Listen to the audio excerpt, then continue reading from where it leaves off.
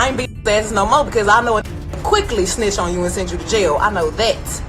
That's what I know now. So ladies, if you hitting on that, you need to stop.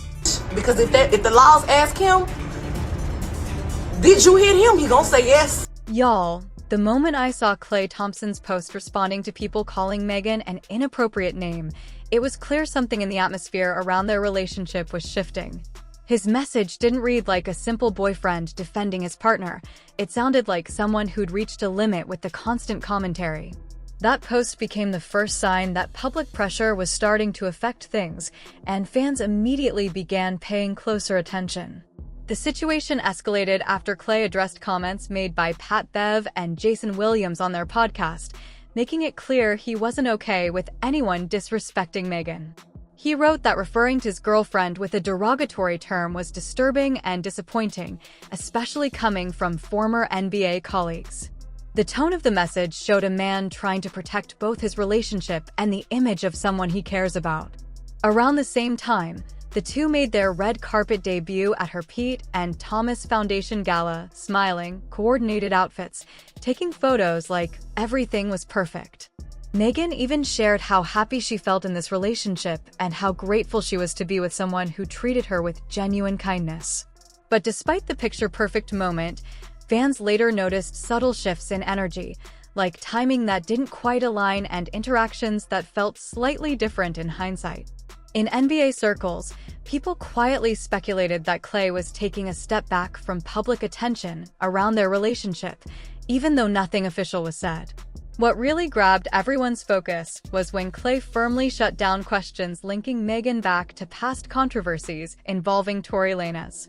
He made it clear he wasn't entertaining that narrative at all, which only added more fuel to the conversation among fans watching the situation unfold. Yo, bro, how you feel about Tory Lanez coming home? What you gonna do? What's that? With Tory. What's that? Bro. How you feel about Tory, bro? Get away from me. Get away from you? Are you scary, bro? But his whole vibe shifted, not in an angry way, but like someone suddenly uncomfortable with all the noise surrounding them. It didn't come off as irritation. It felt more like he didn't want to be dragged back into conversations about her past or public drama that had nothing to do with their relationship. And that energy made even his next public moment hit differently, the lighthearted clip where he admitted he showed up late to pick her up and had no real excuse. Fans took that tiny moment and read deeper into it, sensing something unspoken beneath the surface. I'm sorry I was late, babe. Damn it. I'm sorry. I thought I timed it well. Sorry. There's no excuse. Yeah, people joked around and thought the moment was harmless, but athletes online started teasing him, calling him overly soft and acting like he was doing too much for Meghan. Even the simple detail of her sitting in the back seat turned into a meme. But what most people don't realize is that the online noise came at the same time a wave of unverified locker room gossip started circulating, and that's when everything shifted. The story being whispered wasn't about a random person. It involved someone described as a player Klay apparently respected, which made the speculation feel heavier even though nothing was confirmed.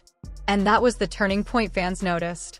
The tone around him changed, not because anything had been proven, but because the rumors were coming from people claiming to be close to NBA circles, not anonymous fan pages. As the chatter grew, every interview moment felt different. Whenever Klay was asked about his relationship, his responses seemed shorter and more cautious, almost like he was trying to manage the situation without adding fuel to the online fire. That tension became especially clear in the clip where he was questioned about their dynamic. He looked guarded, careful, and ready to move on from the topic altogether.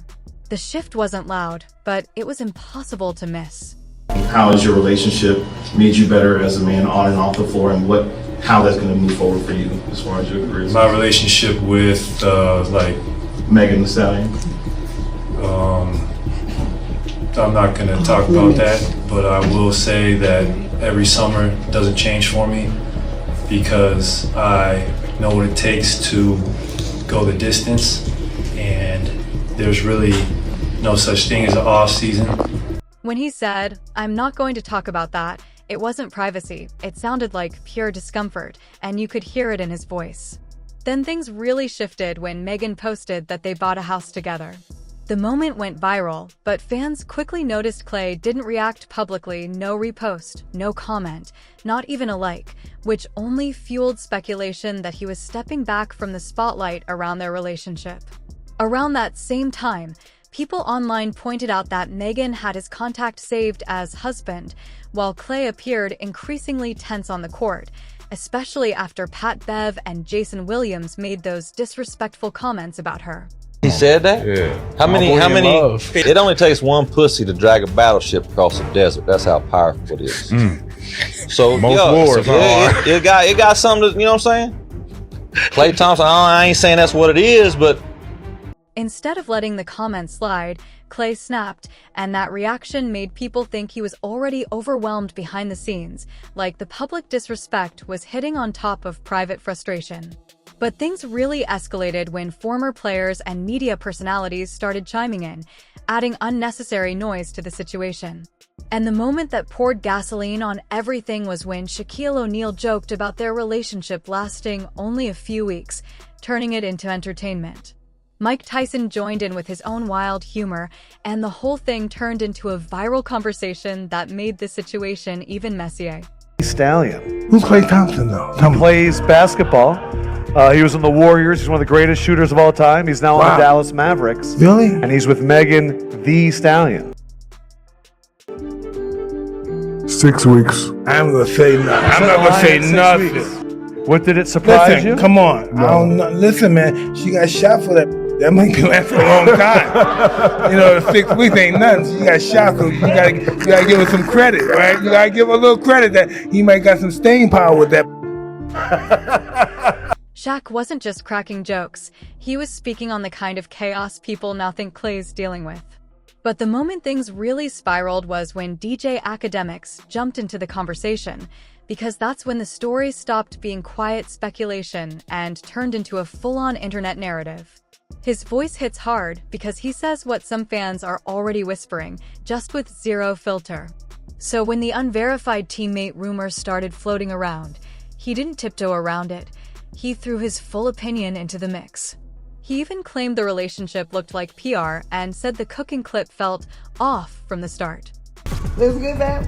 It was amazing. You could tell this is such a PR relationship. First of all, you could tell this shy as hell. Even when he's on the basketball court.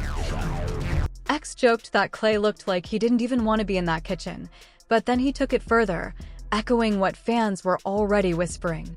He claimed the relationship wouldn't survive past All-Star Weekend and tossed in a wild comment about her switching from champagne to something stronger. And let me, where's the other video? I just played it. I'm put a $5,000 bet. This shit is over before the All-Star game. That's a fact. 5,000 I got on it. That relationship is over. Listen, Klay. You see this right here? You see this right here, Klay? She was just drinking champagne. You ain't see her off the Henny yet. Remember I told you. She drinking champagne. You see how she started getting a little loud? You ain't see her off the Henny yet, gang. Trust me. I promise you, gang. I promise you. When she's off the Henny, Jesus take the wheel. Trust. It didn't come off like X was joking. It sounded more like he was implying Klay couldn't handle Meghan's personality when she lets loose behind closed doors. That's when old conversations about her image resurfaced online, not because of past accusations, but because people started digging up old clips to fit their own narratives. One 2015 video of Meghan talking tough went viral again, and the timing wasn't accidental. It hit the timeline right after fans claimed Klay looked emotionally tired whenever her name came up. Then Slim Bugga chimed in, saying Meghan gifting Klay a $300,000 AP watch made him look inexperienced, which only added more pressure to the public conversation. That's expensive. Did you see the watch she bought that nigga $300? Man, what kind of gift you gotta buy back if she give you a $300,000 watch? I can't have no woman, little boy in me. You know what I'm saying? Like, I represent boss energy. I cannot have a woman buying me a $300,000 watch expecting me to buy her, some. The AP watch? Klay confirmed she really bought it. Evening is just begun too. It's just a little past 8. Oh boy, we got got a night ahead of us. Come on, let's play this one clear right there. Fire. That's a good watch too. Thank you, brother. Sheesh. Megan got gifted me this. Word? Yeah. What a sweet lady. On paper, the gift sounded thoughtful, but paired with the circulating rumors, some fans twisted it into a narrative that made Klay look vulnerable. Then the timing intensified everything, because right as people were dissecting their relationship online, Meghan appeared on Jennifer Hudson's show praising how Klay supported her soft girl era. I've been through like so much, you know, and I feel like I was always on the defense for a long time, and I feel like, oh my gosh, I gotta fight with myself. I'm squaring up with everybody all the time. But like right now, I feel like, you know what? I am so sure of myself and I'm so relaxed. I am very much a soft girl. Like I am and you a wear woman. it so well. Feminine. Yeah. So yes. I just feel like right now in life, I'm just a little bit more calm and relaxed and more zen and more accepting of love. Like I'm receiving love. I'm receiving love way better than I ever have in life, which is probably why the man that I have now has came into my life, because I was ready to have him. Yes. Online, fans thought the situation was cute at first, but many weren't convinced. Some felt Meghan was trying to present a united front while things behind the scenes seemed strained, and the timing of their public moments made people start questioning whether both of them were simply trying to hold things together. That's when conversations shifted from light gossip into deeper speculation. A Reddit thread went viral, not from trolls, but from longtime NBA fans who watch player behavior closely. They questioned whether the sudden public nature of the relationship made sense for someone as private as Klay. Before dating Meghan, his social media was mostly basketball, his dog, and quiet ocean moments. Meanwhile, Meghan had just navigated controversies, legal drama, and intense online scrutiny. Fans wondered why the pairing became so public so fast. One Redditor suggested it looked like an image reset for her, while Klay was entering the quieter, legacy-focused phase of his career. The theories grew louder when fans thought he seemed distant during Media Week, though nothing was confirmed. As the online chatter grew, people interpreted every small moment, his low-key reactions, her upbeat posts, the difference in their energy, as signs that something had shifted. The narrative eventually became less about whether the relationship was thriving and more about whether the two were simply moving in different emotional directions. And as fans watched their social media patterns diverge, many concluded that whatever happened between them, the change appeared to unfold quietly rather than explosively.